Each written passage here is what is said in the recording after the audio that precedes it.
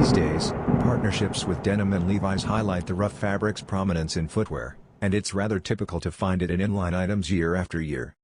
Reese Forbes, a former Nike SB writer and current real estate agent from the Washington, D.C. region, is the creator of some of the most sought-after pink box dunks ever. In particular, we're remembering a pair of Nike SB dunks that she designed. In order to achieve the casual shirt and jeans style, his pair had a red outsole and two-toned, purely American material with ragged ends.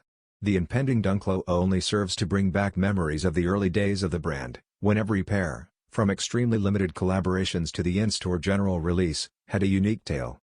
For this next release, Nike is following suit, combining a light-colored swoosh and outsole with a twill upper in shades of smoky blue and denim turquoise for an even more laid-back look. These will soon be available in stores for $125.